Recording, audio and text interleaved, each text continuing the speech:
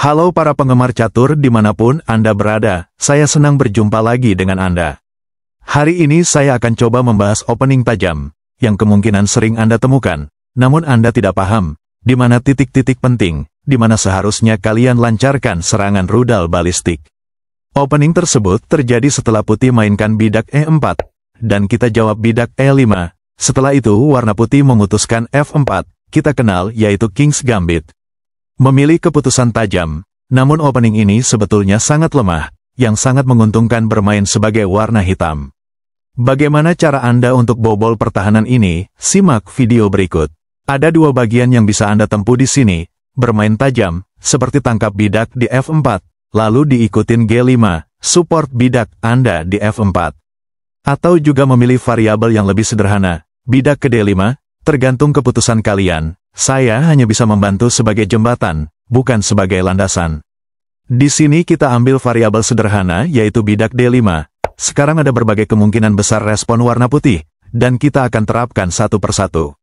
Namun, sebelum kita membahas masuk bagian intinya, bagi kalian yang baru bertemu dengan channel ini, dukung kami dengan cara like subscribe.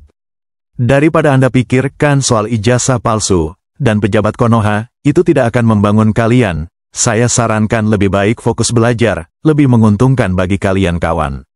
Pertama-tama kita periksa jawaban putih bidak F4, tangkap E4, blunder besar. Karena setelah jawaban menteri ke H4 skat, langsung warna putih berada dalam kondisi darurat. Jika blok dengan bidak, tentu langkah selanjutnya dia akan kehilangan benteng, jika dia bisa melihat hal itu. Memilih Raja E2, akan dibalas menteri kali pion skat, memaksa Raja ke F2. Lalu gajah skat. Terus memaksa Raja melangkah ke G3, menteri kali pion skat. Sekarang hanya ada dua jawaban dari putih, jika dia memilih kembali ke F3. Sudah bisa kita lepaskan nuklir jarak jauh yang bisa memakan korban, yaitu gajah G4. Dari sini lawan akan mulai menyadari, bahwa dia lagi berhadapan sama naga yang berbeda. Setelah langkah terpaksa, ambil gajah, diikutin bidak H4 kembali skat. Jika Raja kembali ke F3, menteri skat, Raja G3, ditutup bidak H4, dan warna kulit putih, dipermalukan hanya dengan seekor pion, dari Jawa Tengah. Sama saja, yang terjadi jika putih memilih Raja itu, pindah ke Pulau Sulawesi Selatan, skatmat juga terjadi untuk sekian kalinya kawan. Mari kita riset satu persatu, bagaimana jika pada titik ini, putih memilih Raja pindah ke H3. Akan dibalas menteri skat, jika Raja ke G3, tentu skatmat setelah jawaban menteri ke F2. Jika dia blok dengan bidak ke G4, bertahan hidup sementara waktu, walaupun ujungnya juga harus terkena sendok aspal beton. Cukup kita ambil pion skat, juga langkah selanjutnya, warna kulit putih tenggelam, kehilangan kendali setelah Raja dia merantau ke Pulau Seribu. Namun, jangan tersenyum dulu sahabat, itu jika lawan Anda masih kelas ikan mujair. Namun bagaimana jika lawan Anda kelas kakap, harus kita pisahkan jawaban itu. Semisalnya, pada langkah ketiga warna putih memutuskan kuda F3, kontrol kedatangan menteri ke H4. Ada dua jawaban yang bisa Anda tempuh di sini, jika Anda terima pion F4, itu juga masih langkah terbaik, hanya saja kebanyakan pemain telah memahami variabel tersebut. Karena setelah dia tangkap bidak D5, kuda F6, ancam posisi bidak D5, putih dapat melindunginya seperti C4, kita kembangkan gajah ke D6. Putih bidak D4, walaupun permainan masih sepadan, tapi masih tergolong sulit, untuk kita temukan langkah pasif. Mungkin sedikitnya lawan Anda akan bingung, jika kita tangkap bidak E4, walaupun ini tidak menjadi sebuah jaminan.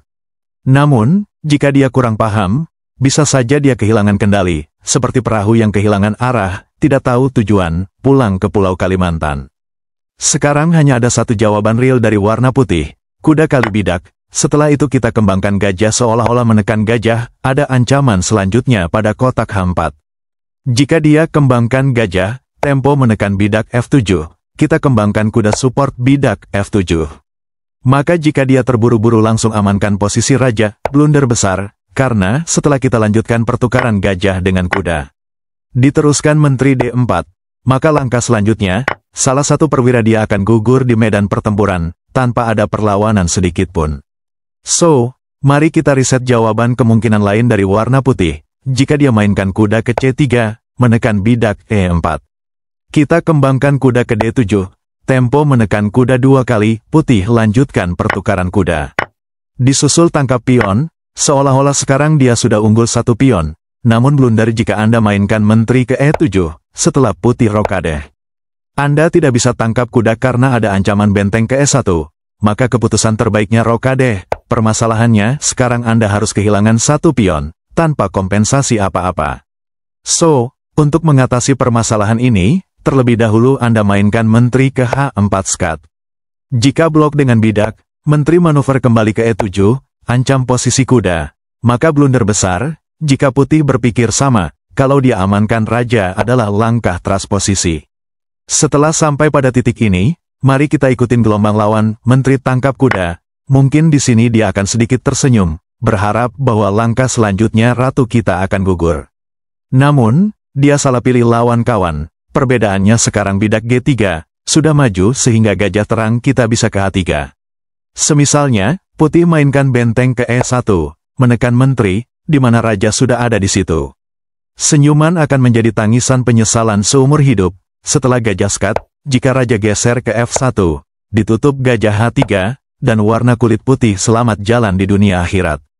So, jika di posisi ini bidak D4, gajah kali pion kembali skat, walaupun ada untuk sementara ini menteri kali gajah, kita tangkap benteng skat, memaksa gajah blok, lalu rokade di sayap menteri.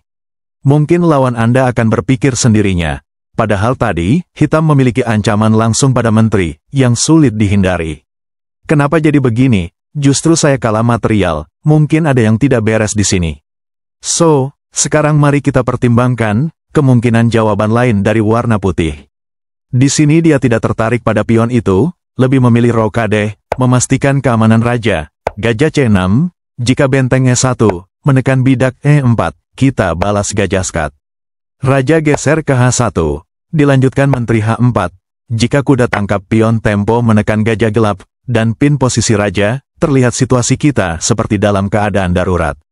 Justru sebaliknya, kita abaikan saja hal itu, rokade di sayap menteri, karena setelah dia tergoda makan gajah, kuda G4, simple namun sangat mematikan.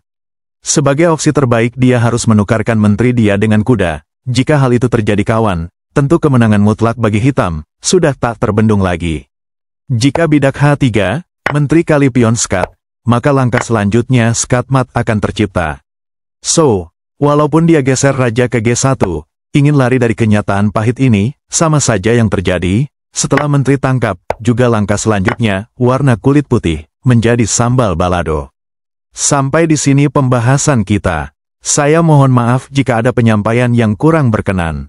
Channel Chess Legends Arena ini dibangun khusus untuk Anda yang benar-benar ingin mendalami teori dan rahasia mendalam dalam permainan catur.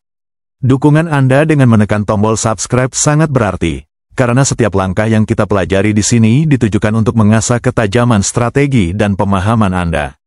Teruslah berlatih, teruslah berpikir, karena catur bukan sekadar permainan, melainkan seni membaca kehidupan.